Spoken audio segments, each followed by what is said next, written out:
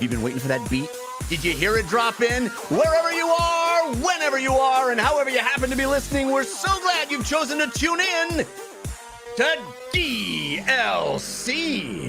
Especially if you are one of our geeks in sneaks, using this podcast to power you through a workout or a run. We're going to be with you in your ear holes for 90 plus minutes of gaming goodness, because DLC is your downloadable commentary for the week, delivered the way we love it to be, and that is completely free. Thanks to our sponsors this week, ExpressVPN, Mint Mobile, and Ritual. They're bringing the show to you. DLC, of course, the show all about games, and there are many forms: games played on desktops, laptops, and consoles. Also games that involve dice, luck, and cardboard. I'm your host, Jeff Cannata, that's spelled with 2 N's and 1 T, and I am joined, as always, by my friend slash co-host slash nemesis. The guy whose madness isn't just restricted to March, Mr. Christian Spicer. Hello, Christian. Hello, Jeff. Hello, everybody. This is it. It's like the last, when you're listening to this, last full week or 10 days or so for my comic book on Kickstarter, Consequences. You can find a link on my Twitter or at my website, christianspicer.com. There's an international shipping option for the physical book if you want it. And if you want to hear a whole bunch more about it and comics in general, I was on episode 122 of the Kinda Funny podcast with Greg, Nick, Tim, and Andy, and we talked about the book a lot and comics and a whole bunch of fun stuff. So check it out, and then go support this book on Kickstarter. Let's get this final push in the can. Thanks so much. Yeah, man. Congrats on that. You did it. You're in the home stretch of your Kickstarter campaign. Congrats. I'm sure it's been a wild ride. It is stressful, but yes, it has funded, and now we're working towards some stretch goals. And if international folks want some physical copies of the book, there's that option as well. And if you've been on the fence, go get it. You can listen to Greg read the book, so we talk about it some on that Kinda Funny. I'm excited, man. I'm blown away. I can't wait for people to get their copy. It's awesome. Also, before we jump into the show, I want to say quickly a big shout out and get well soon to our friend and friend of the show, Andrea Renee, who is home after a much too long stint in the hospital, recovering from some pretty extensive surgery. We love you, Andrea, and we wish you a very speedy recovery. I hope that she's back in everybody and over at What's Good Games, back in everybody's ears very, very soon. All right, let's get to the show. We got lots to cover. We got games. We got a ton of interesting news bits to give to you. But we also have an awesome guest to do it with. You know, the DLC always stands for your downloadable Kanata and your downloadable Christian. But this week, I am so excited because DLC stands for Detonating Lifestyle Charges. Because from Geek Bomb, we have celebrity interviewer, on-camera host, VO artist, and geek, the amazing Maud Garrett is with us for the first time. Hey, Maud. Wow, I was like, where are you going with this segue? But you landed that. Well done. Thank you. We have been friends for a long time, but it's first time on the show. I'm so excited to have you. Thank you. I'm glad we finally got to make it happen as well. Yeah. DLC, I was like, don't lose content. What? There you go. Yeah. It changes every week. We come up with a new acronym. So, it's don't lose credibility. Yeah. All right, let's hop into the show and start the way we always do with Story of the Week. Story of the Week. It's the Story of the Week. Story of the Week. It's the Story of the Week. Story of the Week is the part of the show where we make our case for the most important stories that happened in the world of games this week. You can always submit stories for our consideration by sending us an email to dlcfeedback@gmail.com. You can also send us comments, questions, anything you'd like, even reviews of your own games if you'd like them featured on our show. dlcfeedback@gmail.com is where you send them. You can visit our subreddit, that's 5x5dlc.reddit.com, or head over to our Discord, which is 5x5DLC on Discord as well. But Maud, you are our guest, so you get first pick of stories. What would you consider to be your story of the week? I want to talk about the Square Enix Presents, please. Yes, the first ever Square Enix Presents. We are in a world now where everybody's got to have Enix, like Phoenix. I can't say Enix like an Australian. Oh no, please, Square Enix. I will conform to your parameters. I apologize. Do I have to put an R in square as well? No, as long as when I say no, I don't have to have it be like 14 syllables, right? That's a cheap jab. No, um, no. no. No, I've known from time to time. I've This been is known. this is the first ever that they've done it. All these companies now are doing their own version of the Nintendo directification of the entire industry. And we got some interesting tidbits. No Final Fantasy news. No, I think a lot of people were hoping for that, but some interesting things. A number of things that I'll go down the list real quick, and then you can pick out whichever are your favorites or you're most interested in. We got some updates on the Avengers. There's a roadmap for how the Avengers content updates are going to be rolled out, including Panther as a playable character and Wakanda as a location, and a whole bunch of other stuff coming to Avengers over the next months. And there's a new Life is Strange game called True Colors, which will be coming out in September and will not be episodic. It will be one big, long, complete game. We got Tomb Raider, the Definitive Survivor Trilogy, which is the rebooted Tomb Raider games, those 3 games all bundled together. We got a bunch of mobile games, a Just Cause mobile game, a Hitman mobile game.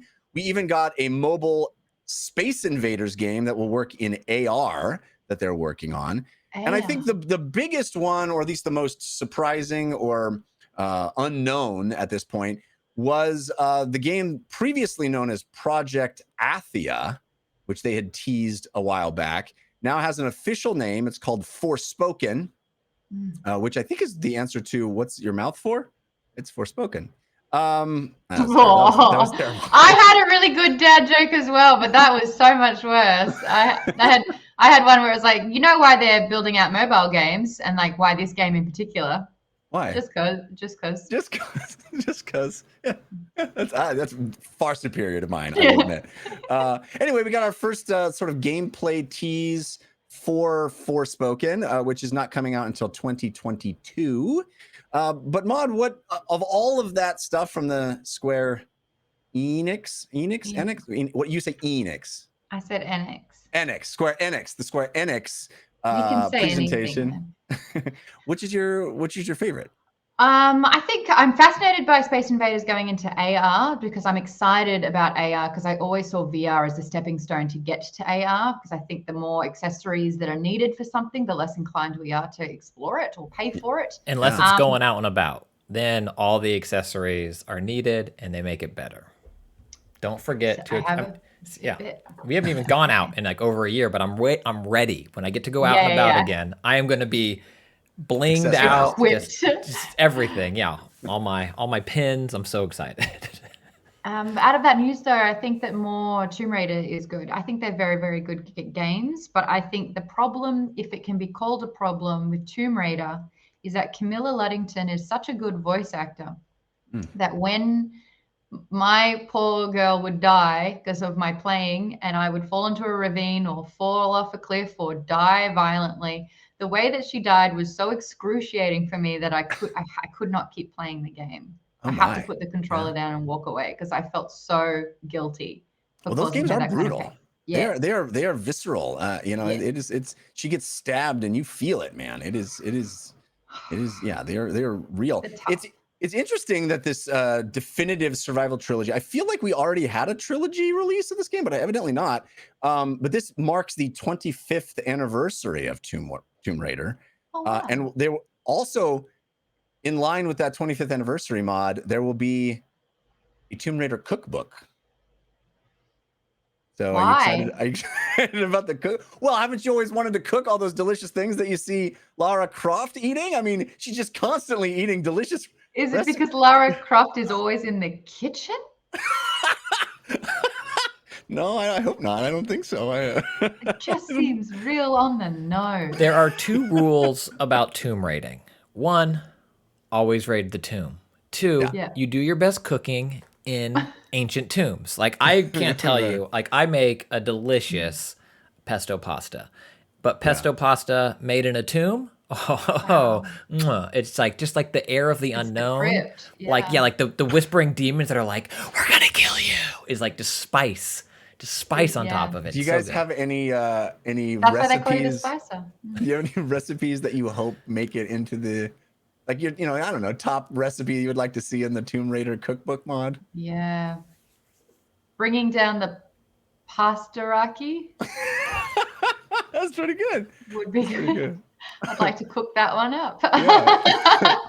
I love like the twin pistol pasta. I don't know. The twin pistol I don't know. What about the stuck on a rebarb rib? You know, like after Oh, That's good.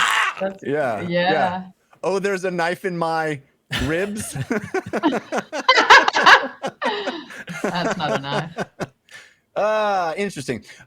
Anything else? You know, I think that you brought up the AR Space Invaders game. You know, I agree with you. I mean, I'm bullish on VR and AR in general, and I'm excited for when we finally get AR goggles that are a consumer product. And you know, there's all these rumors about Apple having their headset, a VR headset first, and then an AR headset to follow. And I wonder how much of this is like having games ready to go when those devices are finally in the channel. Because as cool as the AR on the phone is, as like a wow, this technology is neat, I don't find myself wanting to look through a tiny little window in the world to play these things while holding my phone up. But you know, hopefully, when the goggles happen, when the actual head-mounted displays happen, these will be forward compatible.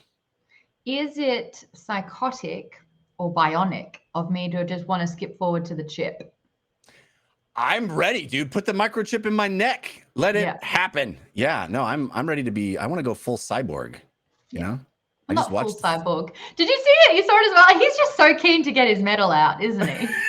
He like Yeah. undid the zip and he's like, "Oh, I'm ready." And I was like, "Oh, wow, cyborg." He came out. He came out much improved in the 4-hour cut, I must say. But yeah, I'm ready. Give me the 4 microchip in my neck. hours. Yeah, I watched it in one sitting too. Did you? So did I. I Yeah. felt like I was there for 3 weeks. Part 19. Oh, we're still going. Did you I had all 6 birthdays and a kid, you know? There was a ad that kept being served on like social. I think I saw it on Twitter, and it was like a promoted ad, and it was like for Zack Snyder's Justice League, which is what we're talking around for a little bit here. But it was an ad, and it would show the Flash, and it would say, "Blink and you'll miss him." And it's like, not in the 4-hour cut. There's a lot more Flash. Like, I get it, he's fast, but he's in the movie a lot. Like, Yeah. Yeah. What do you guys think of Ezra Miller as Barry Allen? We're sidetracking. I like it. sorry. I thought Flash was great. I liked him in the first version of the movie, even though I really didn't like that first version of the movie. I thought he was charming and funny and fun, and I liked the take. I like how different it was. Like they went a different direction, and that's cool. We have a Flash TV show where he's not like that, and I like the kind of goofy, awkward Flash. That was fun. Comedic relief was Yeah. really necessary. I liked that. I don't know why he didn't open the door from the pet shop. Like, is he gonna miss half a millisecond if he opened the open the door? Open the door. If you're going that fast, You've never been a superhero. Open the have door. you, Open the Christian? door. You've never been a superhero. Oh, he No, you takes the don't do time that. to move her hair out of her face. Open the door, you Because he creep. was having a creep moment. Yeah, open the door. Open the door. That's his priority. I think Ma just nailed you on the you've never been a superhero. That's pretty. Anyway, Christian, what is your take on the Square? I'm gonna mess it up. Square Enix presents. Do you have any? I know that you were very disappointed with Avengers. Does this tempt you to return to that game at all? Nope. I mean, there's a new character out right now. Unfortunately, Hawkeye, right? Man, it's You just said everything. You just said everything with that noise. It's not good. It's not good. I wish it was. The game's so very mediocre, and there are so many other games that are coming out, and adding Black Panther later isn't gonna. And Spider-Man's not coming until the summer or later. I feel bad for people that bought it on a Sony system, and the upgrade path on the Sony system, which isn't all Square Enix's fault, I'm sure, is bad. I know some folks love it, but Avengers, in my opinion, is such a mediocre game, and it's such a shame because it could have been great. It's just not. I think, well, when you look at the sort of the evolution of the superhero video game, like, Superman 64 is just actual like dumpster fire garbage. True. But then when we moved up to Spider-Man on the PlayStation 4, we were like, wow, this is actually getting a lot better. I'm actually enjoying sort of like this iteration. And so the pendulum had swung completely the other way in the last 15 years, 20 years. Oh, it's been 20 years. Maybe more, 25 years. Might be more. How does that happen? It's okay. Christian thinks everything was 5 years ago. So Just felt like Christian says the ago. 90s like it's 5 years ago. Damn. Yeah, but in saying that, like, you know, I just don't think, especially when you've got a Marvel branding all over it, it just can't be bad. Yeah. So it didn't have the strongest start. Some people have really enjoyed it. I have not been enticed to play it at all. Yeah. Yeah, it was disappointing to me. I think it's good that they're not. Oh my God, Hawkeye looks like Robert Buckley. Do you guys know Robert Buckley? It does look odd. I think all of the human faces in this square version of Avengers are not great. They don't look great, but you know, I've been rooting for this game, and I hope that this new content. I'm glad they're not doing the Anthem thing and just going bye game. It didn't work. I wish they would. I'd rather get a new Avengers than more of this. Just cut and run. It's not going to. Greg Miller put up a great video talking about like what he wants. It's like a lot of good. What he wanted. No, basically, he just said, "I want a roadmap," and they're like, "Here's a roadmap." Yeah, and then he outlined things that would be in it. It's no, man. It's to Maud's point. Spider-Man is so good. And Miles Morales is so good. And to Jeff's point, every game's being delayed. But Arkham is so good. Those games are so good.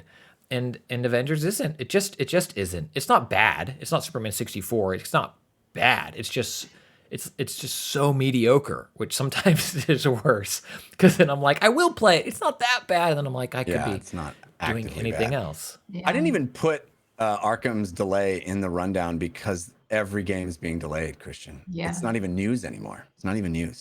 I do want to get your take, though, Christian, about on this Forspoken footage. I thought it looked awesome. I could have done without the, you know, is that an MFing dragon?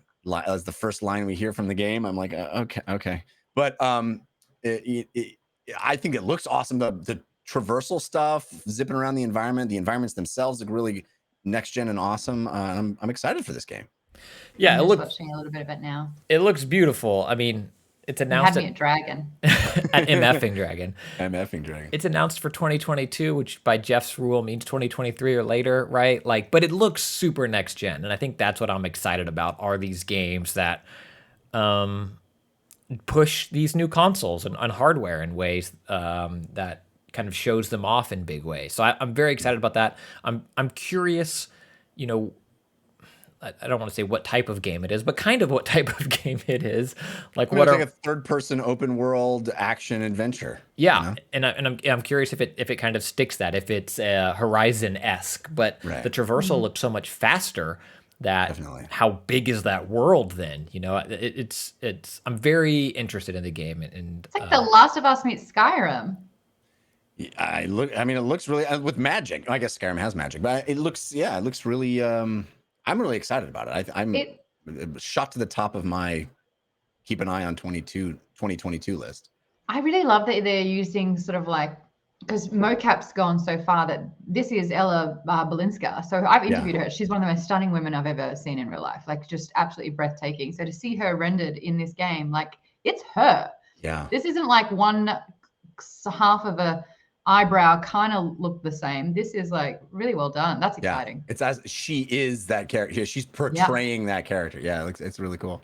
Yeah. All right, Christian Spicer, what is your story of the week? Yeah, sorry, Jeff, but it's got to be the continuation of Sony talking about next-gen PSVR. At one hand, they say it's not close, and on the other hand, they're like, here's everything about it, and also here are the new controllers. But also, here are these. It was like, here's what we're gonna do for the PSVR 2. Then it was like a week of nothing. Then it was like, here are these base PSVR games. We're gonna just kind of put them all out on one afternoon on the blog.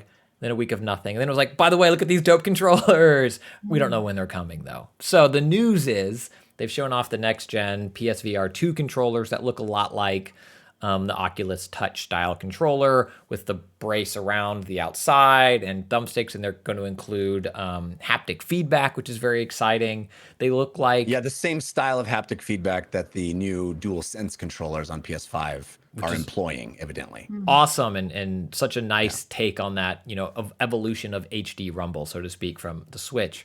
I'm super excited for these. These look like competent VR controllers. I asked you after this release, Jeff, on the PlayStation blog, do you think this thing's sooner than Sony's letting on, or are they kind of just getting the information out now? I dare not hope, but I kind of hope. I mean, I think that it is a weird time to start trickling out this kind of stuff if it's not going to be a this year kind of thing. Who knows? I'm hoping that it's a this year.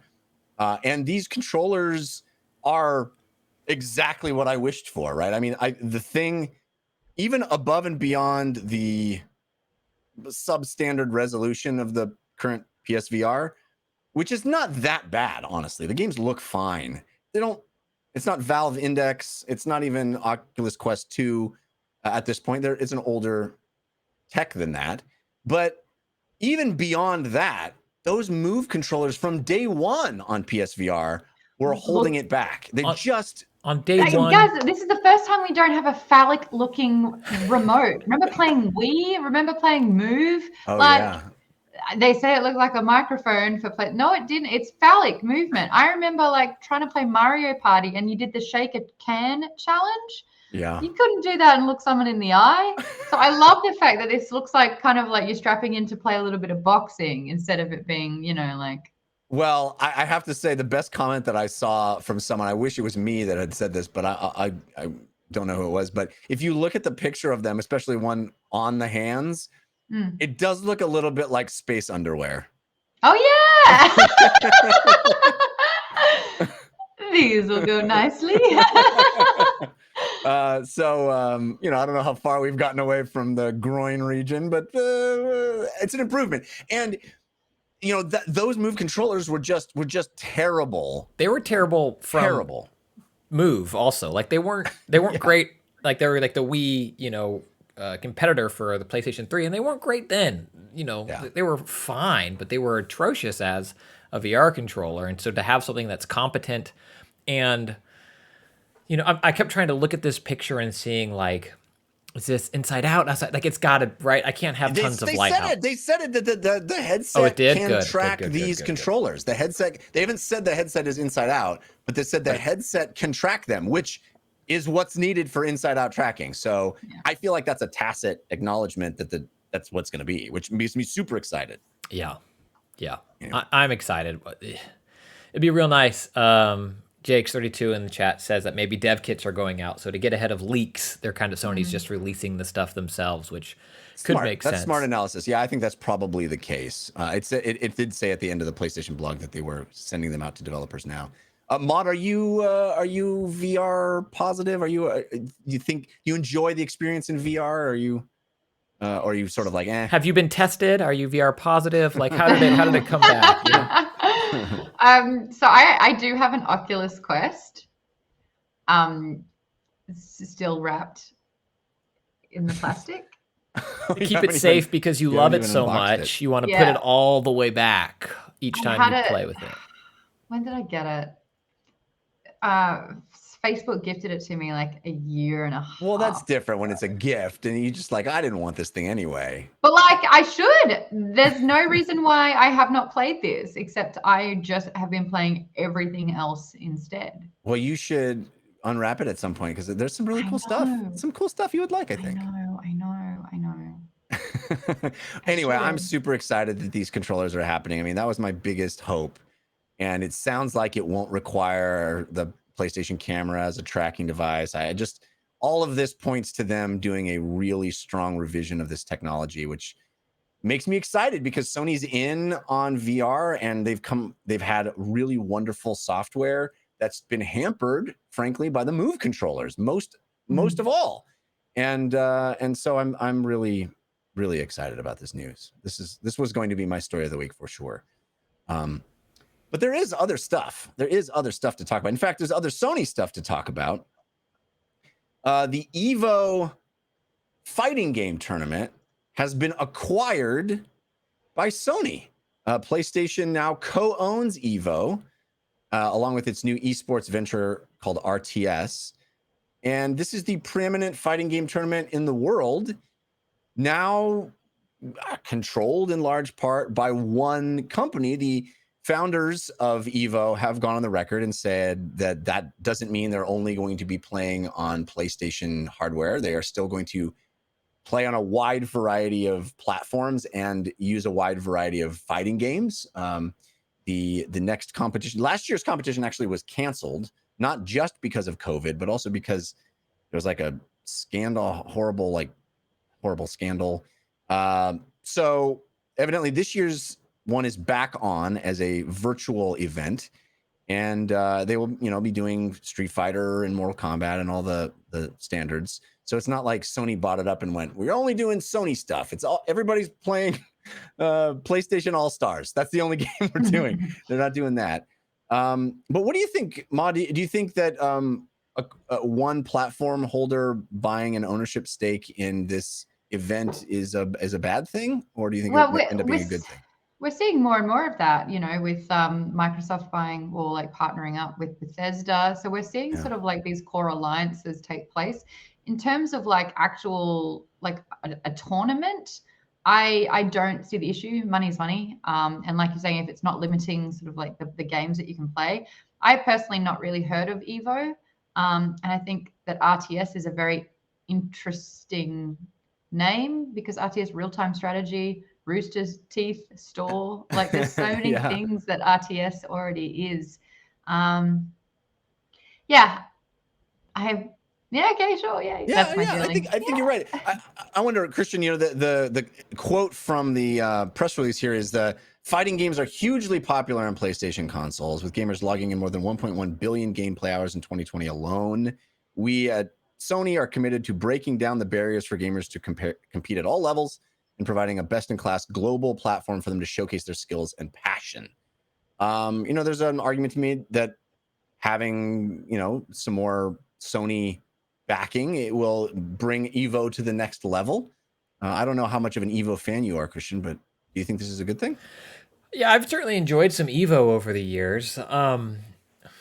If it was required to keep Evo alive, then yes, I think it's a good thing. Broader than that, no, probably not. I can't imagine if you're Nintendo or Smash, something like that. You can still participate. You're going to be in this corner. The admittance fee is going to be there. It just doesn't seem like it has long-term appeal to other consoles spending significant time and resources on it. You'd have to think. So you don't buy it. You don't buy it. I think they're welcome. Stay agnostic. No, I think they're welcome. But if I was spending this money and I was Sony, you better believe it'd be full of PlayStation advertisements. The version of the game at the end would be played on PlayStation 5s, except for Smash that is stuck on a, one. If it's multi-platform, you're playing it on PlayStations, bring your own stick or whatever you're going to do. But you have, there's a reason for this. It's not just we're going to buy it because we love Evo and it's going to go away. And so I think if you are Microsoft or Nintendo, you have to think about, how involved you want to be and whether you want to be there. And if you're a fighting game, now I think you better think about launching a really good version on PlayStation. And so I do think over time we'll see it be more and more and more PlayStation focused, which to some extent it already has been. They don't talk about the consoles. You just see the fight stick or like the, hit pad or what are those? They're not even new anymore. 5 years ago, all button controllers. You mean the 90s? No, it's actually more recent than that. Just the other day, yeah. Just yesterday. And then there was Smash, right? Kind of on its own thing. But I'm curious. I'm super curious. I imagine PlayStation and RTS, which I agree with Mod, is an odd name. The other name they're going to go with was FPS, but they didn't pick that. I'm curious what this year's going to be. It's interesting, this new esports venture, when you're seeing other news this week that Activision Blizzard is pulling back and they laid a bunch of people off, or maybe it wasn't Activision Blizzard. It was somebody was laying a bunch of people Activision Blizzard. Well, they laid off people from esports, Europe. And then they also laid off a whole bunch of people from Europe. and they gave Yeah. Bobby like 200 or 300 million bonus. Like, good job. That makes sense, right? He's doing all the work. But basically the idea being that a lot of these companies who had big esports ventures, big layouts of money for esports, are pulling back, realizing there's not going to be a lot of live events in the short term. And here is Sony kind of going the opposite direction. Are they redistributing their budgets? Maybe this is their E3 budget, and they realize that this is where they can actually generate and control more things. Because let's face it, E3 is. That's a fascinating take. All these, the multi-million dollars that these companies all spent on E3, they don't have to spend anymore. Evo's getting all those eyeballs. Maybe that could be a big part of a short-term plan. Like it's a marketing strategy. All advertisements are going to be world exclusive. Horizon Forbidden West is going to be shown at Evo in the grand finals or something like that. That could be big.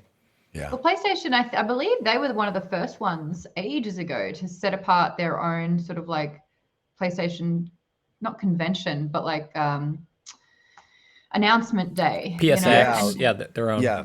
Right. Yeah, and now their expo, and then you've got like Nintendo have their announcements and they're doing their own unique things. Like E3, more and more as time has gone on, has been it's becoming obsolete. So yeah, for sure.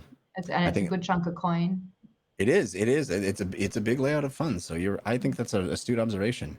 I mean, if Sony wants to buy DLC, they can buy my portion at least. I don't want to speak for anyone else, but it could just be PlayStation here in the middle, and any comment. Well, they would probably like it because it's DLC. They're like, great, we'll add it to the collection. Any story they want to bring up, I'll just be like, well, let me see. There's a lot of good. PlayStation 5 remains the best console on the market. PlayStation 5. I'm here. I'm Jeff Kanata, and with me, as always, is my co-host, the Sony Corporation. Oh no, my guest is the Triangle. There's a lot of good stories. I want to talk about this next gen PSVR controllers. I don't know if you guys have seen this, but they revolutionize. We can't talk about the stock price again, Sony Corporation. I really should start a podcast called RPG then. If that's I do want to bring up one more story that I think is interesting. We talked at length about Stadia and its shuttling of their internal game development studios, which were going to be headed up in large part by Jade Raymond. Well, news this week that she has very quickly landed on her feet, forming a new studio in Montreal that will be creating a new IP. Very excited about that new IP for PlayStation. This is called Haven Entertainment Studios, and it is. We've got lots of Sony news this week. Maybe the second share is the Sony maybe we did sell out. I would love to. I'm waiting for the check to arrive. Also, Game Pass is great. Look, I'm open to either. What I'm saying is Microsoft, call me, Nintendo. You're welcome. There you go. Anyway, Sony has invested in this company, and so it sounds like it's going to be an exclusive to PlayStation and PC, whatever they're working on. I'm sure many years out. This is a brand new studio, brand new IP, lots of development ahead of it. But I'm curious, Jade Raymond, I think, Mod, is probably the most marquee woman developer, video game developer in the industry. And it's great to see her continuing to, start new studios and do new things. Do you have any hope for this IP? A lot of the stuff she's done lately hasn't seen the light of day. I think, what is the saying? Like if you give Jade Raymond more money, she'll make a game. But that's the thing. It's like if the company's holding you back and you're putting all of this like years and money and effort into things that just are getting shut down and not seeing the light of day or not coming to fruition, you just kind of want to take a little bit more power and actually, I call it GSD, get shit done. She just wants to GSD with this. I call it RTS. You call it you want, I'll call it what I want. I call it Platformer. That's the name of my company. But good on her, I say. And I know that Montreal's doing like really good stuff and always have in the video game world. So more power. But Haven's a great name. It is a cool name. It is a cool name. And I love the idea that they're going to create a new IP. I mean, headed up the team that created Assassin's Creed and Watch Dogs, and was working on, I think, new IP for Stadia when it was all shut down. So I think, clearly this is a AAA venture, and I'm excited to see what she does. Christian, do you have any thoughts about this? Well, my thoughts are Maud kind of hit on it. I think. I mean, I think I'm curious if there's more to the name. Like Jade has been at under larger corporate structures before, and I wonder if starting her own thing is her haven. And it's she's seems, I don't know her personally, but based on her past creative work that we've seen, like an incredibly talented creative individual. And then under some bigger companies, it seems like some of those things didn't come to fruition. So I'm excited to see what, she and her team can do out on their own, and hopefully creating good stuff, because I've always loved hearing her talk, even some of the small group stuff over the years at E3, RIP, FPS, RTS. Was always very passionate and like clearly, and like her teams always seemed to really love and believe in what she was doing. So I think this is exciting news. Yeah, she seems like a creator that thinks big. Yes, which is something I always get excited about. So yes, hopefully this will. And it sounds like having Sony back it is a good thing, and hopefully it means that we'll see a really awesome new IP, in a few years. I'm and excited. that PC part makes me think. I'm wondering if they're going to use oh gosh, it just flew out of my brain. The engine, Horizon engine that a lot of the internal studios at Sony are using it. Yeah, and it ports well to PC, so I think there's room there for maybe them to get up and running faster than otherwise, which is cool. Hopefully, also we could just have a couple of years off Assassin's Creed, like just. Well, we just had a year off of it, and then Valhalla. Exactly my point. I think Black Flag is one of the greatest game experiences I've ever had. Like, I really loved it, but my gosh, it is the same kind of thing, and that grind is real in those games. So yeah, just happy to take a year or four. Yeah, I think the every Let me other miss year. it. Yeah, exactly. I agree. I think that's why Valhalla sold so well, is that it wasn't on the heels of another Assassin's Creed right away. Yeah. All right, let's talk about the games that we have been playing. But first, I want to thank our sponsor, ExpressVPN. ExpressVPN.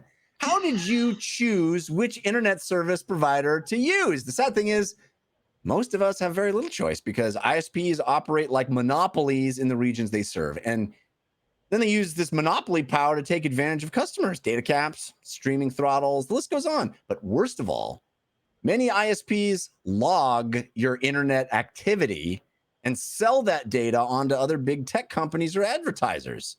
So, to prevent ISPs from seeing my internet activity, I protect all my devices with ExpressVPN. That's right. I've been using ExpressVPN since well before they were sponsors of DLC. But what is it? Well, it is a simple app for your computer or your smartphone, or really any device, that encrypts all your network data and tunnels it through a secure VPN server so that your ISP can't see any of your activity. And just think about how much of your life is on the internet. Every site you visit, every video you watch, every message you send can be tracked by your ISP or other tech companies, and then they can go and sell that information for profit. And that's the reason that I recommend ExpressVPN as the best way to hide your online activity from your ISP. You just download the app, tap one button on your device, and you're protected. And ExpressVPN does all this without slowing your connection, which is huge. That is why I picked ExpressVPN years ago now as my VPN of choice, because it doesn't make my internet crawl to a stop. And it's also why it's rated the #1 VPN service by CNET and Wired. So protect your online activity today with the VPN rated #1 by CNET and Wired. Visit our exclusive link, which is expressvpn.com/DLC, and you can get an extra 3 months free on a 1-year package. That's expressvpn.com/DLC, expressvpn.com/DLC to learn more. Ooh, what you playing this week? Tell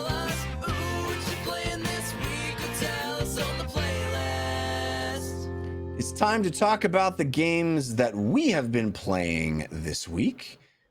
Maud, what is on your playlist? Alrighty, so I haven't got any of the new consoles yet, so I'm still on my Xbox and PlayStation and PC and Switch.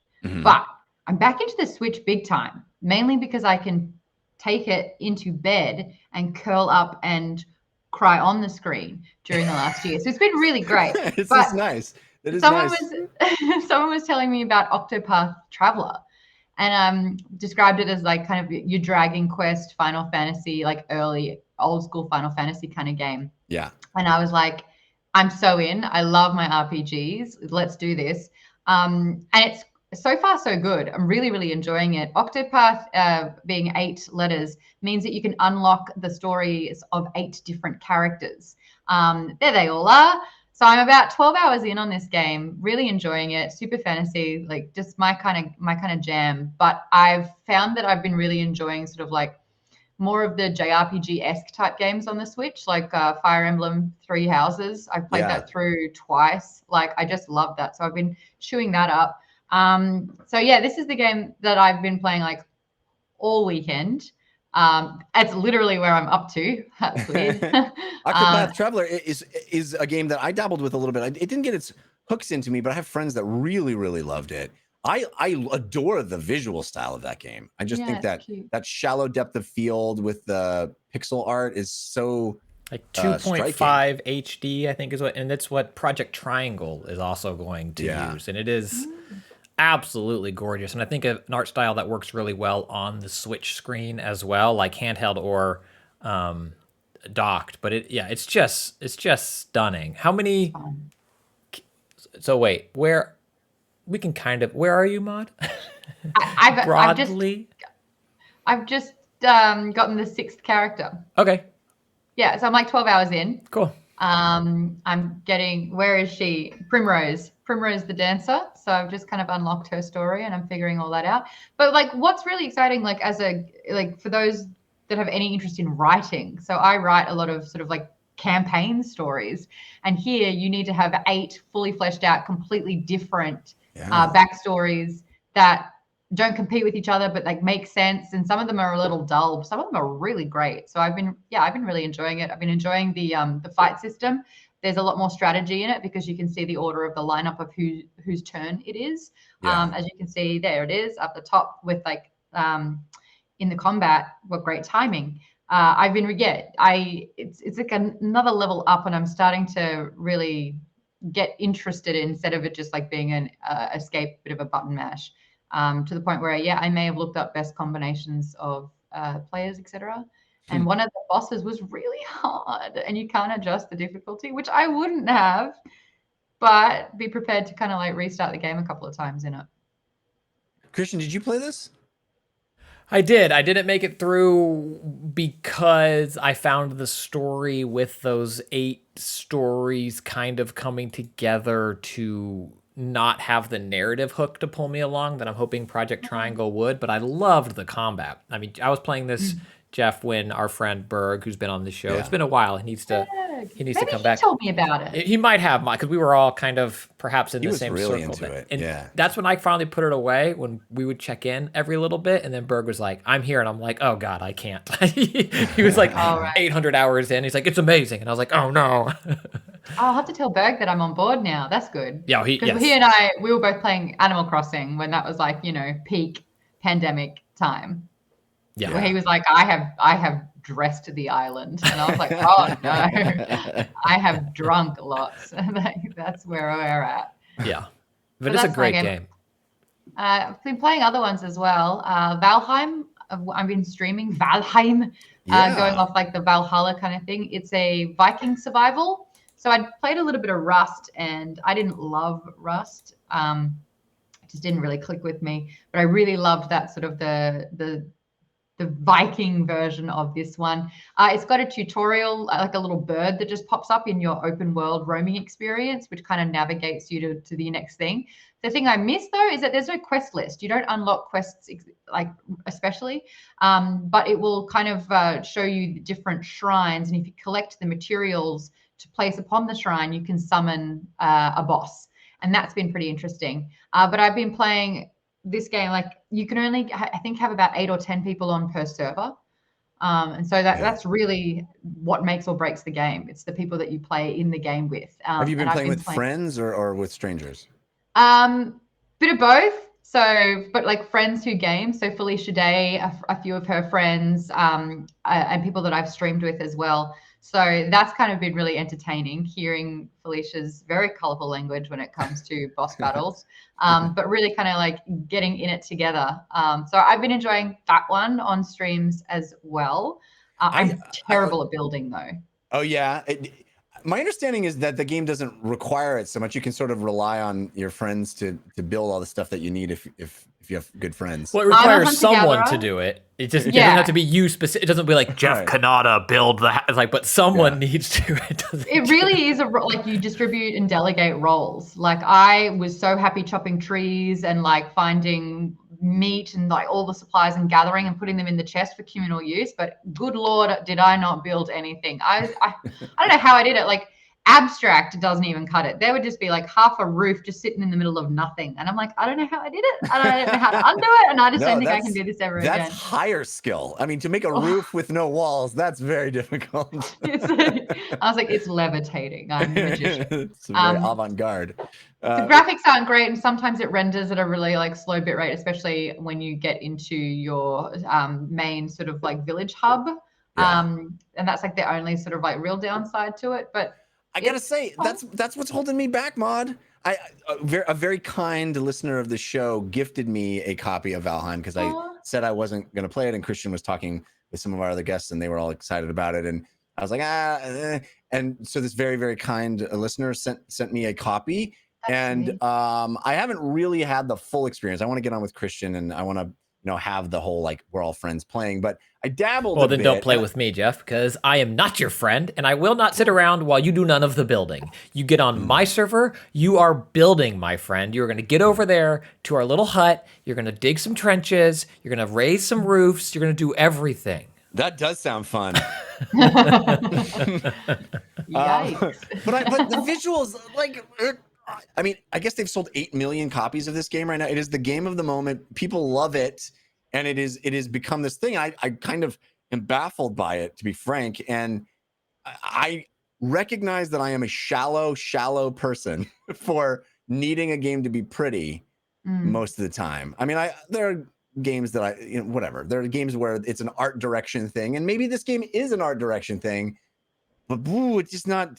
It's like 2004 WoW graphics. Yeah. I think the lighting is better than that. I think the lighting's very pretty. The music is outstanding. The music is great, and as things shift from night and day, or you go into like creepy skeleton forest and like green fog rolls in. I killed a kraken. See? Whoa! What? Yeah. Whoa! They fired a harpoon. We had to catch it and then kill it. I felt alive that day. So. You're saying it's worth it. You're saying it does deliver something that other games do not.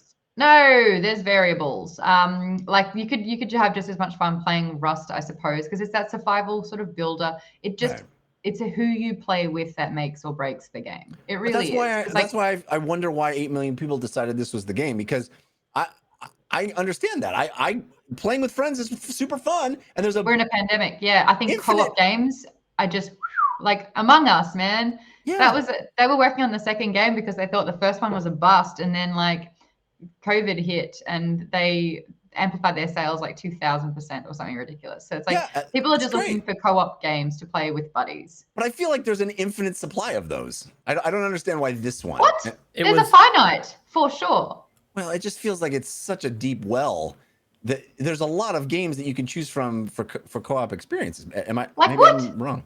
I need at least 2 more. Well, I mean, it depends on what you want for co-op, right? I mean, there are things like all the other survival games, Rust, Conan, I'm going to leave some out, and then into broader shooter type games. But I think, Jeff, in my opinion, to answer your question, it was new, and streamers, and it's good. It's very good. We've talked about some on the show, like it rounds those edges. You don't need to eat to survive. There aren't any edges. They're all blurry.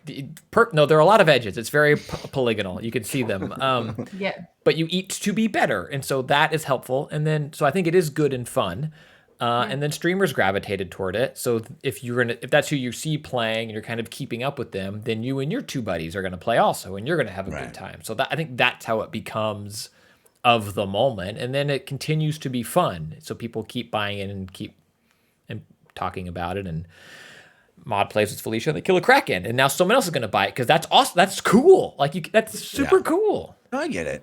It was more a serpent than a Kraken, but they called it a Kraken, so I went with it. Yeah, cool. So give him that. Yeah, like that's a what giant I'm saying. The visuals elf it's not dog. Kraken visuals, it's serpent visuals. Don't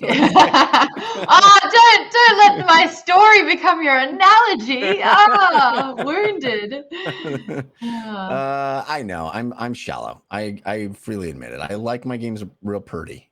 Well, that brings me to my third game that I'm playing. Okay. I wiped my file clean. So I have a big history with Zelda. It's like my game. That is a Triforce tattoo on my finger. Mm-hmm. The best and worst thing I ever did was played Ocarina of Time because it made me a gamer, but I finished the game. I finished it. And I shouldn't have finished it because I didn't like the fact that it was over. So for Breath of the Wild in 2017, when it came out, I smashed that game. It was all done. It came down to the final castle. And I was like, I will not finish it. Not yet. I need to, savor this. So 2 years later, I got back on it and I was like, I forget how to play. And I just couldn't figure it out. And so only now during a year into the pandemic, I wiped my file and I was like, all right, I'm starting again from scratch. And because it's been long enough to kind of forget it. Yeah. And so, I'm just, what was that? It's like 110 hours that I just kind of wiped and I'm just going back in it. But look how pretty. You want a pretty game. This is the prettiest. I'll grant you that. It is pretty. I am blown away by the level of intestinal fortitude it would take to delete a 110-hour save game. You know what? I've already finished. I played Witcher 3 through all the way, and I played Dragon Age Inquisition through all the way. And you bet your butt I replayed them again during the pandemic. I was like, 150 hours? Have I got time? Let's go. Nice. Yeah. Wow. That's impressive. So I'm curious about the second playthrough of Breath of the Wild. Are you seeing things you didn't see the first time? Does it feel like you're walking down a familiar path, or is it fresh? What's that experience of the second go round? Sort of knowing what the end point is, but forgetting the journey to get there.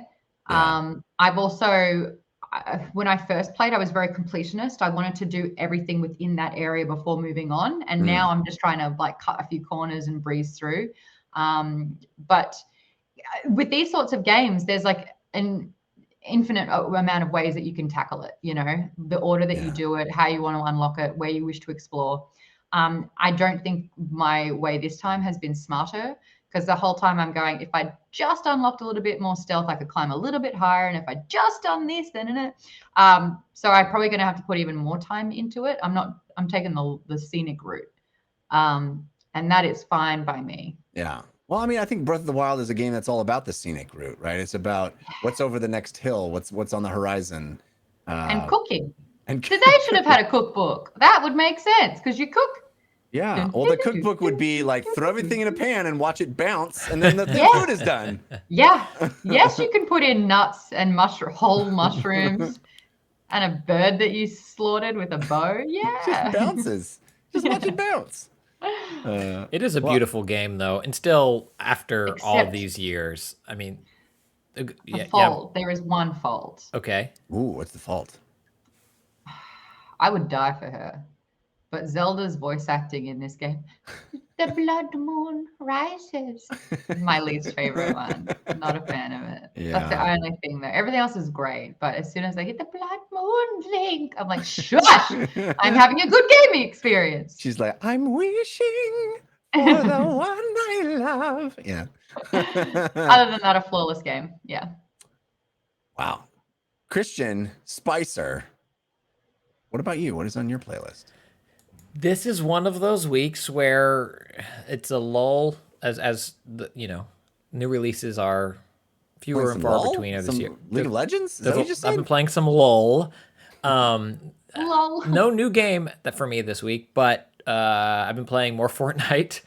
Season 6 started. And so this is my first foray into playing a season, starting the season with the quest system, which I think was introduced last season, which kind of replaces, I think it was like the punch cards and some of those daily things that you would do to progress through the battle pass. And so I saw quests on season 5, but didn't engage with them in a real way because I came into it late. And this is Primal. I just had it up. What is it called? Yeah, Primal. And so seeing it from the beginning of kind of seeing what my dailies are and my epic quests and doing this to unlock this. Basically, I'm just trying to unlock the Lara Croft cool skins that are part of the battle pass. Man, it has become my comfort game. I think in the way that Valheim was for a while. I fell back into Fortnite in terms of just like the ease of play for me to be able to kind of just get in and play by myself if I want, or just ping one person and be like, hey, you want to play, instead of like me setting up the server and everybody jumping in. And What are you That was playing my on? Overwatch for 3 years, by the way. Wait, Well, what? That was my Overwatch for 3 years. oh Was yeah. your comfort game? Yeah. Yeah, and I think it does a lot of the same things. So I'm playing on everything, Jeff. I don't have it on my PS5, but I have it on my Series S, I have it on my PC, and I have it on my Switch. I play primarily on PC, but everything's cross-platform. Like by me being on PC, we get matched with other PC players. But since they've introduced bots and matchmaking, I think it's gone a long way in making it enjoyable no matter what your level is. I re-downloaded it on my Switch because I might have said this last week, I was cooking and like making a sauce, and I was like, I got 40 minutes. Picked it up on my Switch and started playing. And the new season's interesting. They introduced crafting, which is new to the game. I don't think it's implemented particularly well yet because it slows things down a little bit, but there are animals on the island now, and by killing them, or like bone structures, you get bone and meat, and so you can you still make guns out of it. We're going to cooking again, aren't we? Not quite cooking. I mean, you can Not eat yet, the meat, not but yet. not yet, but soon. You can break up the cars and get mechanical parts to craft other things. I think there's some weapon imbalance that needs to be worked out. I'm basically just waiting for the Uncharted pack to join with Lara Croft now. I would definitely, I want a Chloe, Nadine, and Nate. Those would be my 3. I believe the Russo brothers wrote and directed this season 6 Primal trailer, like the opening cinematic. The story they're telling through environmental gameplay and like the way the island is changing, and The Rock has maybe voiced a character now and is going to be in it more. Like, this thing can't be stopped, and I fell off for a good long time. And I do think some of it is the pandemic and me being able to text just one friend or see that one friend is already on and be like, yeah, I got 40 minutes. I'm going to jump on and play. But man, it's good. And I have a very nice graphics card, but I'm, have all the pretty turned on, and I'm over 100 frames per second. And it's a very pretty game where every character looks good in it. Like Lara Croft looks so good. I showed the cable skin last week. So I apologize that I keep talking about it, but I keep going back to it. It's really easy to be sucked back into. Maud, I'm curious why what made you leave Overwatch? If that was how what Christian is talking about is analogous to how you experienced Overwatch for 3 years, what made you fall off of that? Well, long commitment? the first 2 years, I never plugged a headset in. Probably smart. Not once. And I played this game just of my own volition. I was the only person whose job I had to worry about in a team-based game. And then I finally connected a headset for the last year, and that was so hit and miss, but the hits were amazing. Like, I actually genuinely made friends from playing online, but the misses and the lows were volatile. Sure. And it really kind of wrecked the experience for me. It completely changed playing the game, like being able to communicate with your teammates. Yeah. But every time I was just like, because I would play Mercy as well, a healer. And yeah, it would wreck the game experience for like the way that boys would talk to me. Sure, yeah. I'm like, cool, I'm not healing you. And the game would suffer for it. But I'm like, you need to learn this the hard way. And then, it was awful. So that's a big reason why I was just like, no, thank you. And then too many characters and it's like new maps. And then I felt like, you take 6 months off and you come back and it's a foreign game kind of deal. Yeah, everybody's been nerfed or respect. I do think part of what makes Call of Duty, Warzone, and Zombies now and Fortnite have staying power, and Valorant is doing great as well. It kind of disproves my point. But I do think there's something to being able to play with one friend. like a duos playlist or playing single player is fun, where you can still get to experience that world. And I'd certainly solo queue some Overwatch, but it's not as fun. And if you get into a bad game with a mic or teammates that are just like jerks or clearly streaming for lulls or something like that, and you're just like, this isn't a good. I really think there's something valuable, and we'll see more games learn from it, of providing that experience that can be soloed, two people, and then up to a team of 5, 6, 8, or whatever, and still be enjoyable. I think that's really key. And I think Valheim does that really well also. Yeah. We can That's just wow. yeah, exactly. And so I think we'll see more of it. And I think Overwatch 2 is maybe trying to do that with some of the Yeah, Maud, the are you solo excited play. about Overwatch 2? Are you going to be jumping back into that series at that point?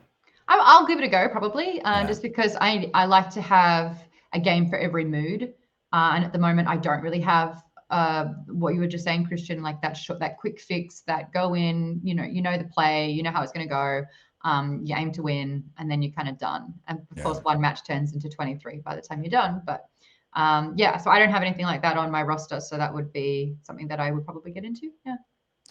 Cool. Well, we'll get to my playlist in a second, but first I want to thank our second sponsor, which is Mint Mobile. After all of 2020 and the beginning of 2021 has been so rough, saving money really should be at the top of everyone's New Year's resolution. I mean, we're into March now, but I'm all about saving money. And if you're still paying insane amounts of money every month for wireless, what are you doing? Switching to Mint Mobile is the easiest way to save this year. As the first company to sell premium wireless service online only, Mint Mobile lets you maximize your savings with plans starting at just $15 a month. Christian, I know you have a cell phone that you're using with Mint Mobile, right? Yeah, it's been great. It's right here. It's my phone. I wish I could be like, I mean, it's good except for it's my phone. I think that's the best compliment you can give. I don't think about it. I'm never like, well, I'll make sure my wife brings her phone too. No, it's my phone. It works great, and I love it.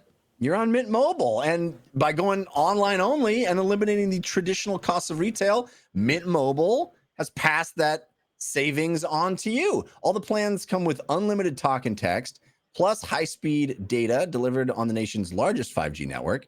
And you can use your own phone with any of the Mint Mobile plans and keep the same phone number that you've had along with all of your existing contacts. And if you're not 100% satisfied, Mint Mobile has you covered with their 7-day money-back guarantee. Switch to Mint Mobile and get premium wireless service starting at just $15 a month. To get your new unlimited wireless plan for just $15 a month and get the plan shipped to your door free, go to mintmobile.com/DLC. That's mintmobile.com/DLC. Cut your wireless bill. You save yourself some money. Mintmobile.com/DLC. That's mintmobile.com/DLC. I'm also one of those weeks where I didn't play a ton of different things. I'm still working on the Outer Wilds, but I'll talk about that at a later time. The thing I wanted to bring up to you guys, and I think I'm curious to hear what you think about it. Maud, you were talking about the Switch. The Switch has been a big part of my life lately, primarily because my 4-year-old has fallen madly in love with it. I got the new Super Mario 3D World for him. He'd been playing on my old 3DS, Super Mario 3D Land, and loved that. And so I was all excited when 3D World came out on Switch. We got the Switch. He and I have been playing co-op together on the big screen. Sometimes he'll play solo on the portable version. But he has gotten so addicted to it, almost like I feel almost like a bad father for this 4-year-old loving video games, maybe too much. But I have played a ton of it lately, and I think the game is excellent, but I have some major issues with it, and major issues that I don't think would have been as evident to me if I wasn't playing with a 4-year-old. Does it get good 4-year-old? Is that the problem? Quit falling into that pit. Dude, I mean, I know every parent thinks their kid's a genius, but my kid's a savant when it comes to Mario. I don't understand it. He's very, very good. But I do believe, I playing something like the Sackboy game on PlayStation 5, it does not get enough attention, right? It's an excellent platformer that just because it doesn't have a mustachioed Italian plumber in it, it just gets kind of pushed to the side. People don't get, if Sackboy's level design and everything was a Nintendo released Mario game, people would be like, this is one of the best games of the year. And I do agree that there are tons of wonderful ideas in 3D World. I played it back when it was on Wii U or whatever it was originally released on. And revisiting it, I'm reminded, like the cat suit. There's so many fun, cool ideas in it. My kid is loving it. But man, it is very flawed. And very flawed in some baffling ways. One of which is the implementation of the multiplayer and the co-op. And I'm curious if you guys think I'm off base on this, or if you've even tried it. But there's that mechanic where if one person falls off the screen, if the lead player moves too fast or goes into a section that the other person can't follow, they get put into a bubble that follows along regardless of what you do. You can pop yourself out of the bubble. Another player can pop you out of a bubble. You're invincible and protected inside the bubble as long as you are there. But if the person who's not in the bubble dies, the game's over. You don't pop out of the bubble. It's as if you're in this stasis. And it's, I think, a clever idea. I think it is a brilliant solution in a lot of ways. But I think the camera work, the way the camera handles multiple players playing in 3D World, and in combination with how the bubble effect is implemented, is a catastrophe. I think it is terrible, because it's far too easy for someone to be pulled into the bubble against their will. It is, one player kind of controls things. The camera cannot keep up with two players going in opposite directions. It doesn't expand nearly far enough. It doesn't contract nearly quick enough when the two players realign and get back together with each other. I don't know if either of you two have experienced this, but it is very frustrating. And it's particularly bad with siblings. When my daughter tries to do it, she's only 2, she can't really do anything, but she's constantly going in the wrong direction and making my son frustrated. And I'm like, this is a problem that Nintendo caused, right? My kids, if the camera could just handle it, they wouldn't be screaming at each other right now. My daughter could do whatever she wanted and it would be goofy and she'd fall off the world or whatever. And my son could still be playing, but no, he has to get bubbleized when she moves in the wrong direction. It's broken. It doesn't work. That's my TED Talk. I want to commend its ambitious nature with that, because when you look at the other games that are out there, the multiplayer functions, I mean, going back from the Nintendo Wii with Mario Galaxy, the second player wasn't Mario, it was, you could collect star bits. And then the modern equivalent of that on the Switch for Mario Odyssey is that you get to then play as the hat that will help guide and work with Mario. Right. So to have like a multiplayer thing where it's not only it's not side scroller, it's platform, 3D platform with multiplayer, super ambitious. So I understand that. I wonder if the thing to aid that is that player one gets sort of prioritized, and that's the direction they get pulled. So whoever player 2 or 3, or if you can even do more than that. So putting sort of like the stronger player up first would help with that maybe. But yeah, I haven't played that. I recommend, if you want to go down this Mario hole, Luigi's Mansion is absolutely fantastic with really fun puzzles. But I also got Mario 64, Mario Sunshine and Galaxy, the 3 combo on it, and that's been great too. They've been repurposing games. I played Link's Awakening. Like, they've been doing a really, really good job of like recycling games, which is, they've always been good with, like, instead of future proofing, like making sure that everything's always going to be better coming up. They've always nurtured and looked back and been able to kind of like, nurture the been like past protecting in a way. So yeah. Yeah, no, I agree with you. And I love those classics, and you can still play them on Switch. And I think it's awesome to be able to play on that system. I will say another thing that doesn't get brought up enough when people talk about Nintendo and the Switch is that Joy-Con issue where things get out of sync, or the it'll have drift, or your character will just start running in one direction if it loses its brains, or the left Joy-Con will just lose connection. They basically never fixed that and didn't face any repercussions from it, really. We don't talk about it anymore, but it still happens all the time with us when we're playing on the big screen. Very frustrating. I don't know. Christian, what do you think? Am I crazy? I mean, I think they fixed it because I keep buying Joy-Cons. So clearly it's fixed. Like give me a Zelda, their Fortnite bundles coming out. Like you make it, I buy it. Everything's better. The disconnect problem still exists for me as well. We have a Pro controller, and then we'll do the Joy-Cons on the little docky thing. That's what we do too. Yep. Not great. That person needs to sit very close to the console, which is not good. Ridiculous. And it's. I'm sorry to interrupt you, but the problem is more acute for me because your kids are younger, so they're cuter. And yes, I was going to say, and pun very much intended. My kids are younger, so they want to use the smaller controller. Like that's the one the kid wants to do. He doesn't understand why there's drift. He doesn't understand why when he pushed out, he just starts crying because his character fell off the world. Very for frustrating. no reason. Yeah.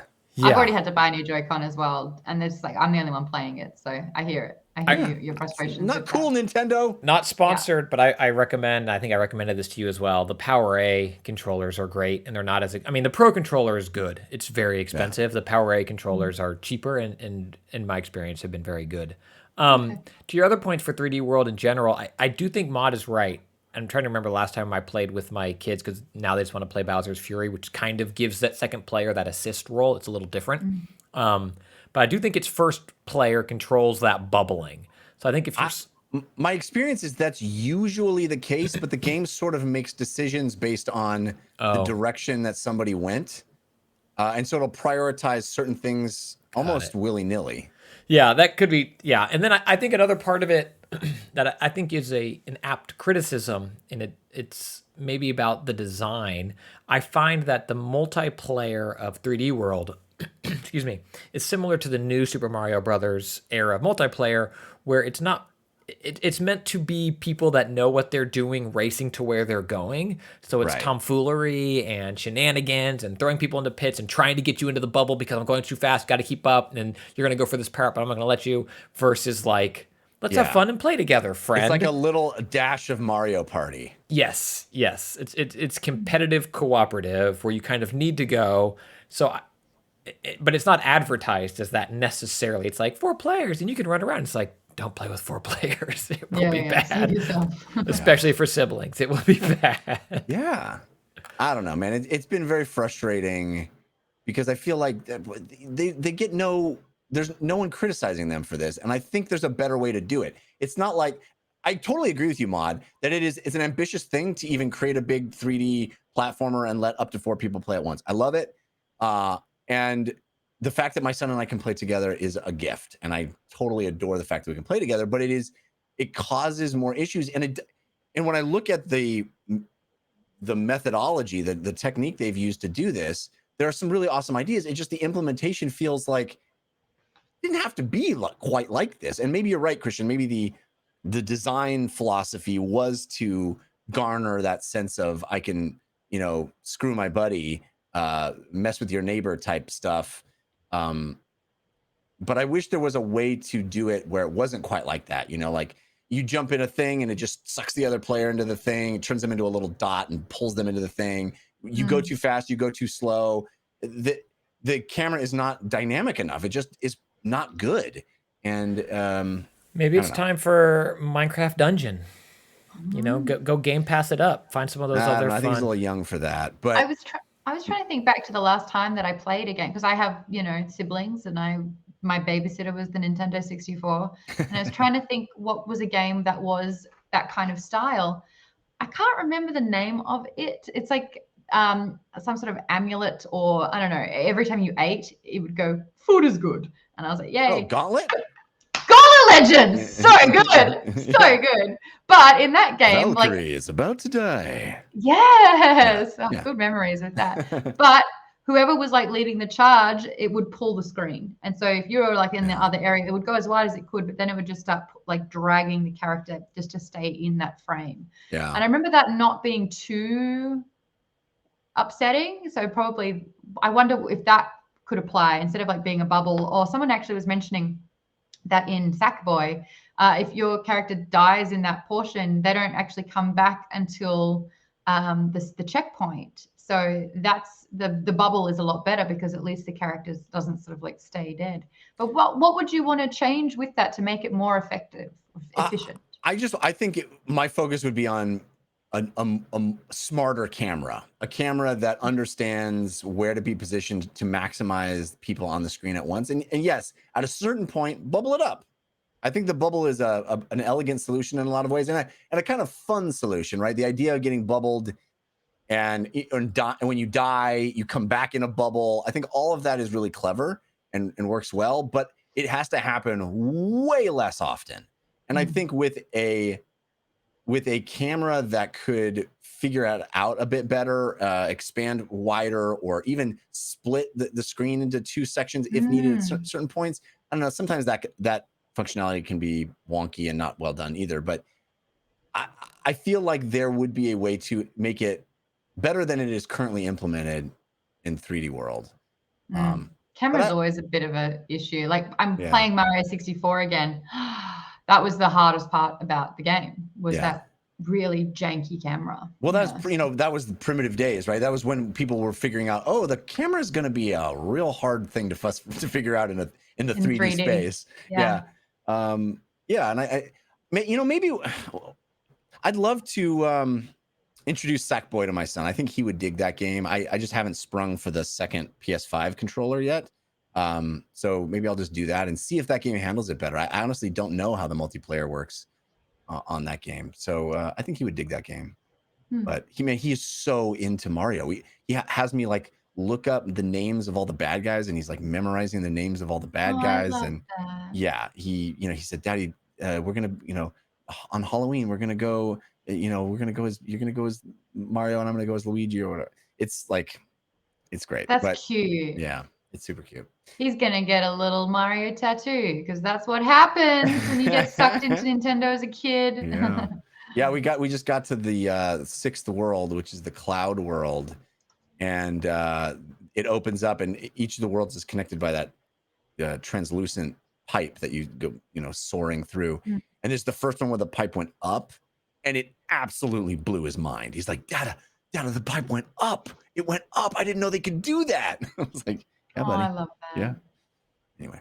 Sounds like somebody's going to Japan when it's safe to do so. You got to get him to that theme park. Blow his mind with the first theme park. Well, man, it looks so good. He's never been to any theme parks. Yeah, that's why you need to ruin him. Like living in Southern California, my girls have gone to Disneyland enough, and they're young enough that they still liked Legoland. But like me as an adult, it's like, oh, I get it. You live near here, and you go, and Legoland's fine. But like you go to Disney, and like you put a cup in the trash can, and then someone comes and takes that cup out without you seeing them take, and then you go to Legoland, and it's like the trash can's overflowed, and you're like, oh, I get it. Anyway, Mario Land looks incredible, is what I'm saying. I want to go there. I want to go there. Yeah, I'm ready.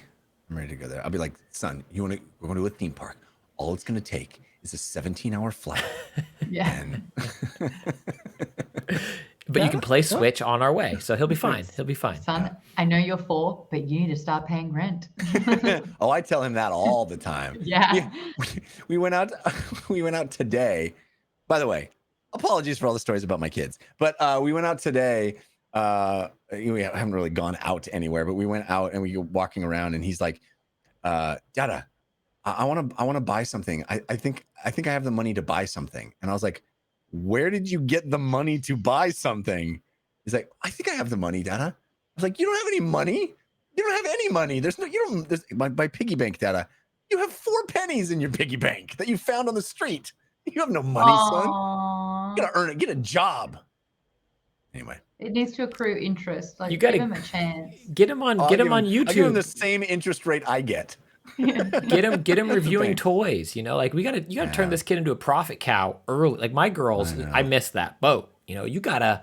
What are you talking about? Your girls are still adorable. They could earn their way. They've both tried a couple of YouTube channels, and after their engagement dropped, their agent dropped them both, and they needed more churn. Like one pivoted to TikTok. Hurt her ankle, just a horrible ankle injury trying to do this dance move. She has 2 million followers, but it's just competitive now, So we're moving to Insta and doing a lot of stories, really trying to make her name as like photography, but like filtered. Get that brand deal, yeah. Yeah, if your kid's not pulling in 2 mil by their 5th birthday, you cut them loose. You fail as a parent. Thank you, Maud. Thank you. Yeah. Mine has 4 pennies in his piggy bank. We got a listener who sent us a review of a game that they have been enjoying. This comes to us from This comes to dlcfeedback@gmail.com from Toronto, Ontario, Canada. Chris Podmore sent this to us. Chris writes, Podmore. I will happily bring it on. I love it. Yeah. This guy's got to be a podcaster at some point, right? With that name. Chris writes, I'm just writing in for a game suggestion. Xbox Game Pass recently added the console port of Project Winter to their lineup. Let me tell you, this game is some of the most fun I've had in a while. To give you a simple explanation of the game, it's like Among Us and The Long Dark had a baby. The game is done by Other Ocean Group. The premise is that you and 7 other players start off in a cabin in the assumed Canadian wilderness and survive by monitoring your warmth and hunger levels and escaping via a helicopter. You are tasked with 3 objectives and a bonus objective you claim from the map board. Your objectives are to find and repair the power station, find and repair the helipad, and call for help from the cabin radio. The parts required are randomized and can be either crafted by cutting down trees, breaking rocks to craft them, or other tools and guns, or by finding them in randomly placed bunkers that require more than one person to open them. You work with the other players with a proximity-based chat or by picking up colored radios to communicate over long distances. The game offers quick and basic 15-minute rounds or 30-minute normal rounds, which involve role assignment to the players like detective or medic. However, just like Among Us, there are 2 traitors in your midst, and you can take them out, and that can take you out and sabotage your objectives and plant traps everywhere. The traitor can utilize the swap clothes option and take your clothes and swap them for theirs, and your gamer tags are switched. They can find crates on the map, which can only be opened by traitors, and utilize a similar venting style system, both of which set off proximity alarms to nearby players when used. The traitors also have the advantage of using red-colored radio to communicate privately over long distances as well, and you can pick up yellow or blue radios to listen in on those conversations too. Now, as you'll learn quickly, the traitors are not the only potential threat, as global events such as blizzards, which knock you out of your warmth and chip away at your hunger, random teleportation, and turning everyone into rabbit suits, which helps the traitors, are things that you have to worry about. Oh, and it's the Canadian wilderness, so I would also watch out for wolves and bears. I won't even get into the DLC that has a 30-minute night mode and other unique events that may or may not involve beating up the ghosts of animals you killed with Bibles. Overall, this game takes a bit to get used to, and the controls for aiming the guns on the console is a bit weird, but I highly recommend this to anyone who plays Among Us or those styles of games that involve social deception. Regards from a longtime listener, Chris. Awesome. I had not heard of this game, Project Winter. Have either of you heard of it? That sounds cool, though. It does sound cool. I think we're going to get a lot of iteration on the Among Us template. I think people are going to take that idea and run with it in a lot of interesting ways. We'll see soon. This sounds like one of them. Project Winter, and it's on Game Pass. There's no reason not to check it out. That's cool. I literally have Game Pass on my computer in front of me. Game Pass is just the best deal, man. I can't even. And we're gonna get. But did you know that we just released 10 free games that you can get on great games across PlayStation that you can also. Christian PlayStation Spicer over here. Anyway, if you would like to have a game talked about on the show that we have missed, or you enjoy and you would like to have us mention on the show, send us an email to dlcfeedback@gmail.com, just like Chris did, And we'd love to hear the games that we maybe didn't catch or you think are awesome. All right, let me thank our last sponsor, which is Ritual. Ritual is a multivitamin. Do you take a multivitamin? You should take a multivitamin. It's good for you. But do you know what's in those vitamins? You should. You should know what's in your multivitamin. That is why Ritual exists. Sugars, GMOs, synthetic fillers, artificial colorants, not to mention animal byproducts like sheep's wool and gelatin from hooves and hides.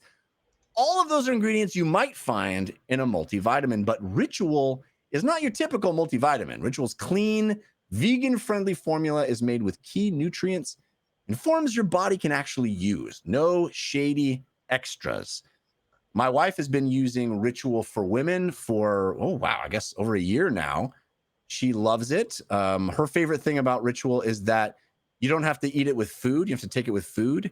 They formulate their multivitamin in a way that is gentle to empty stomachs or easily agitated stomachs. So she likes that convenience of being able to take it whenever. Ritual is formulated with a bunch of stuff like vitamin D3 to help fill gaps in your diet. And they have a fresh tasting delayed response capsule design that dissolves later. Again, sensitive areas of the stomach aren't going to be agitated. And it's made traceable. That means you'll always know where your nutrients come from thanks to Ritual's one-of-a-kind visible supply chain. And there's a whole bunch of different Rituals now. I take Ritual for men. My wife takes Ritual for women. There's also a teens version. These are scientifically developed to help support different stages of life. Ritual makes the habit of taking a multivitamin easy. Your multivitamins are delivered to your door every month with free shipping, always. And you can start, snooze, or cancel your subscription anytime. If you don't love Ritual within your first month, they'll refund your first order. You deserve to know what's in your multivitamin. That's why Ritual is offering our listeners 10% off during your first 3 months. Visit ritual.com/DLC to start your Ritual today. That's ritual.com/DLC. All right. That's going to do it. What's that? Go ahead, please. I jumped on the Game Pass and Octopath Traveler is going to be there in 3 days' time. I thought I had read that. Yeah. How cool is that? Well, great, because 2 days ago I just dropped $60 on it. No. But you wouldn't be able to play it, in bed necessarily. That's true, and that is worth every cent. Good. Yeah. Thank you, Jeff, for making me feel instantly better because I went real sad for a second. Oh boy. I have done that a number of times. By the way, purchased a thing and then found out it's already on Game Pass or coming to Game Pass. I'm like, why didn't I just search? I have bought Elder Scrolls Online 3 times.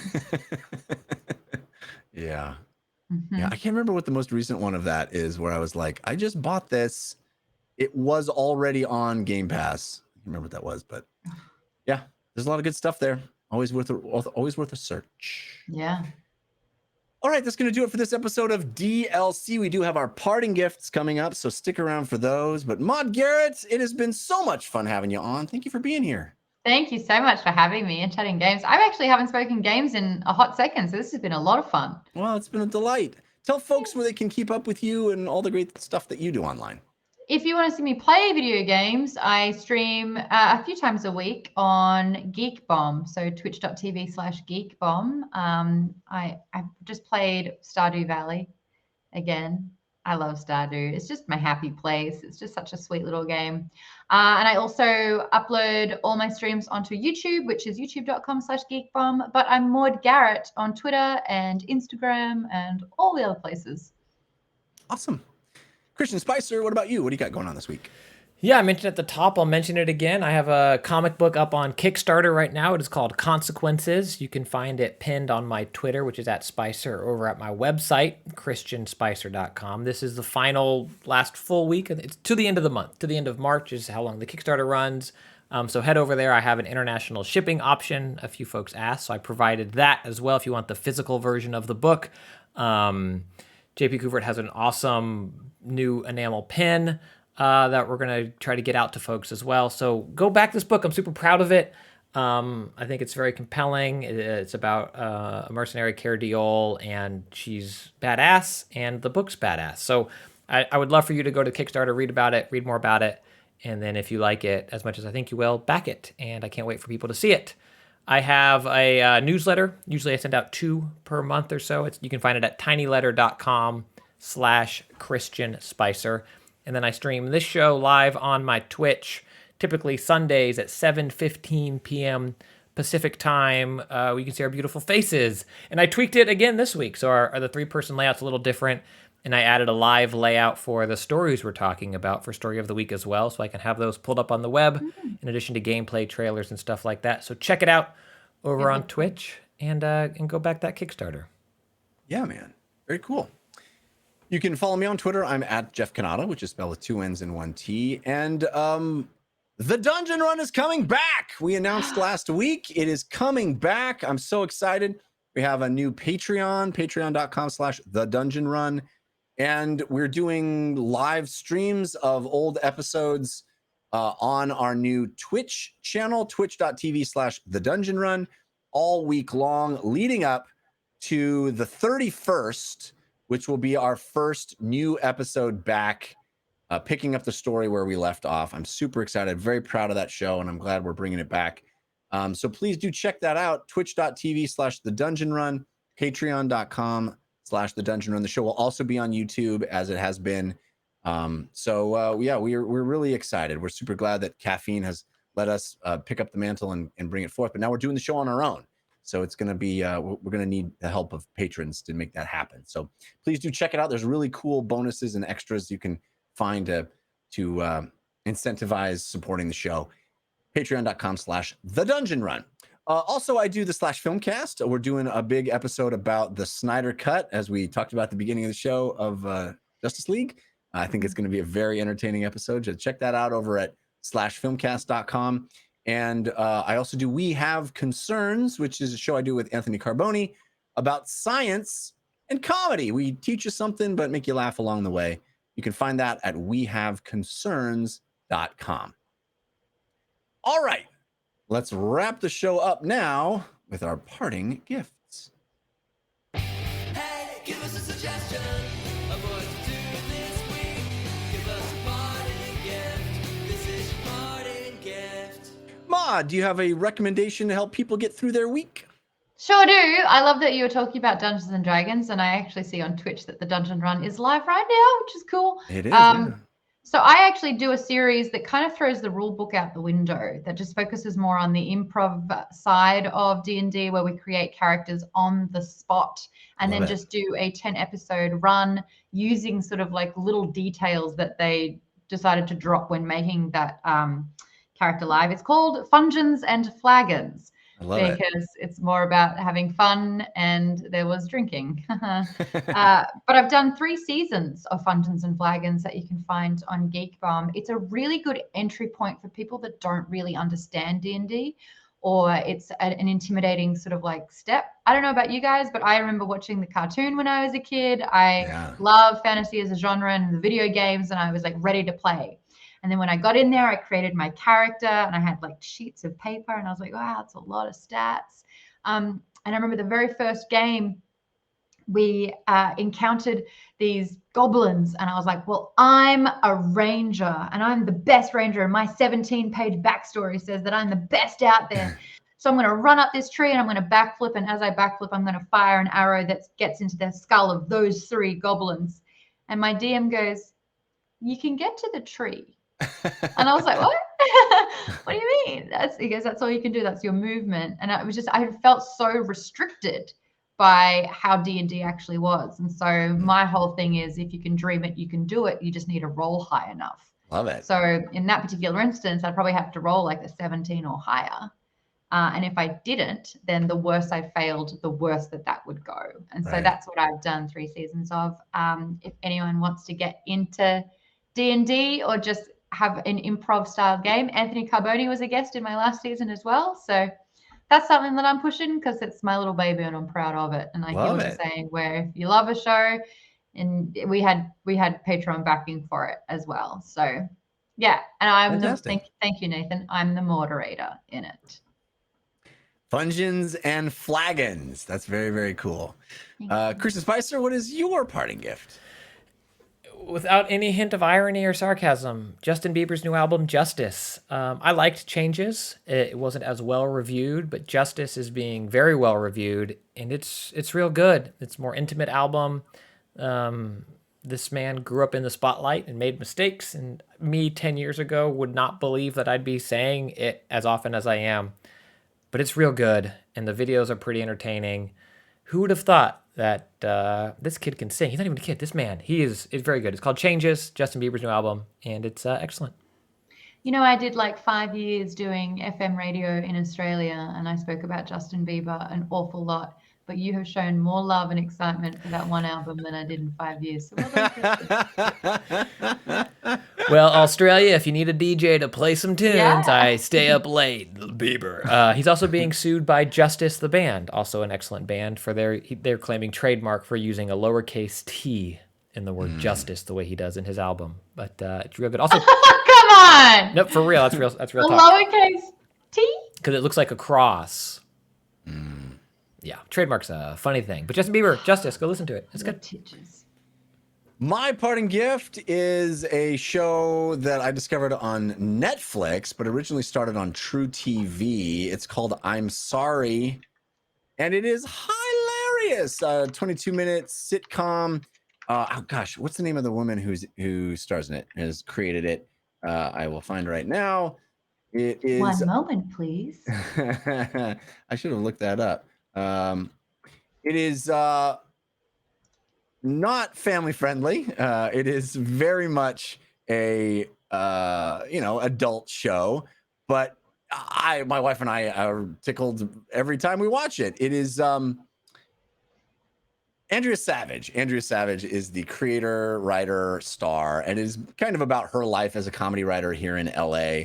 And she makes us laugh. It's very, very funny, about she has a daughter and is married. And it's very much a sitcom life, but gets herself into problems. It's got a little bit Curb Your Enthusiasm-esque, where she says, an inappropriate thing and then has to deal with it all episode long. But just very, very funny. And I highly recommend it. It's called I'm Sorry. You can find it on Netflix. We also got a listener-suggested parting gift. This comes to us at dlcfeedback@gmail.com. This comes from John, who writes, just discovered a fantastic board game I wanted to share. It's called Unmatched, and I am obsessed with it. It's a 2 to 4 player game described as a miniatures dueling game featuring fighters of all kinds, from the page to the screen to the stuff of legends. The combinations of matchups are what will keep the game fresh for me. Bruce Lee versus Bigfoot, Little Red Riding Hood versus Velociraptors. How about Buffy versus Medusa? The game is super fast, easy to teach, and really only takes about 30 minutes per game. You can play 1v1 or teams with 3 or 4 people. And if you have multiple sets, setting up several 1v1 matches takes no time at all. Each character comes with a mini, sidekick tokens, and has a deck of 30 cards that is super unique to their style. Sherlock Holmes, for instance, specializes in looking at the opponent's hand and then guessing the value of their cards to negatively affect them in later turns. Most of the original characters were public domain, but they are adding more and more licensed characters. There are a lot of expansions out and more on the way, including Marvel sets. Looking forward to having a team match. I'm looking forward to having a team match with Squirrel Girl and Bigfoot taking on a T-Rex and the Invisible Man. I've heard a lot of, thank you, John, for writing that. I've heard a lot of really wonderful buzz about Unmatched. It's not a game I have yet, but it does seem really, really clever and fun. It launched with just a bunch of public domain characters, but they've been adding so many sets. It makes me want to dive in as well. It looks really cool. So thank you. Again, if you want to have your parting gift on the show, dlcfeedback@gmail.com. All right, that's going to do it for this episode of DLC. Thanks again to Maude Garrett and Christian Spicer for hanging out with me. Thanks to our musical contributors, Patrick L., Sean Madigan, and Zero Star, for making those bumpers. Thanks to the folks hanging out with us in real time, live on Twitch, and seeing the video version. And thank you to each and every one of you who download the show and listen to us. We're grateful, and we'll be back next week. Until then, think about what you put out into the world. Make it a better place.